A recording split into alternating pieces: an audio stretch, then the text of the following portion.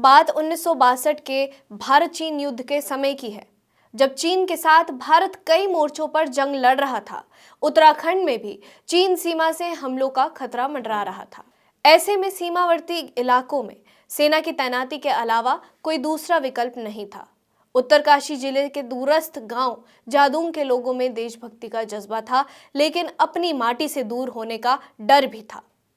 आखिरकार सेना यहां आई और फॉरवर्ड पोस्ट बना ली। देश के खातिर जादूंग गांव के लोगों ने अपनी जमीन खाली कर दी और बगोरी डुंडा में अपने रिश्तेदारों के यहां शरण ले ली।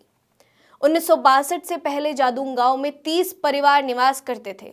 ग्रामीण खेती और भेड़ पालन से अपना जीवन बसर करते थे, लेकिन 1962 से लेकर आज तक ग्रामीणों को ना तो कहीं और विस्थापित किया गया और ना ही उनको जादूंग में दोबारा बसने की अनुमति दी गई। नतीजन जादूंग गांव अब चारों तरफ खंडर में बदल चुका है। कभी हरे भरे रहे खेत अब बंजर हो चुके हैं।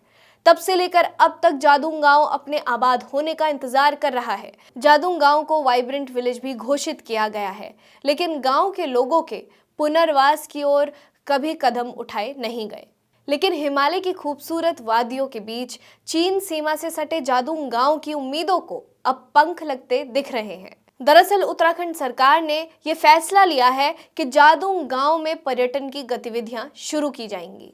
स्थानीय लोगों को वापस गांव में बसाने और उनको आर्थिकी से जोड़ने के लिए सरकार हर संभव मदद करेगी।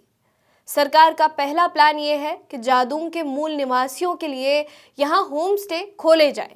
होम स्टे खोलने पर सरकार स्थानीय निवासियों को 100% सब्सिडी भी देगी। जादूंग गांव हिमालय की खूबसूरत वादियों के बीच बसा गांव है, लिहाजा यहां पर्यटन की अपार संभावनाएं हैं।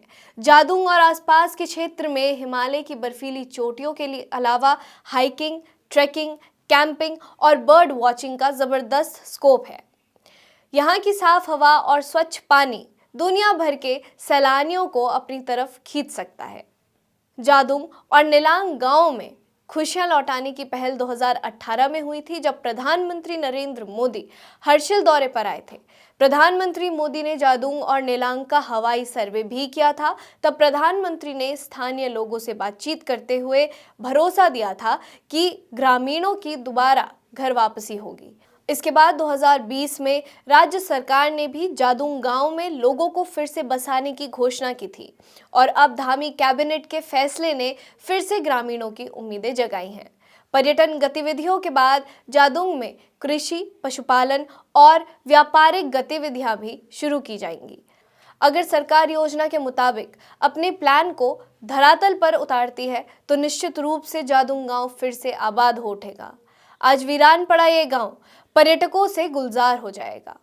बहरहाल अब ये देखना होगा कि जादूंग गांव के लोगों का इंतजार कब तक सफल होता है। देखते रहिए देवभूमि डायलॉग।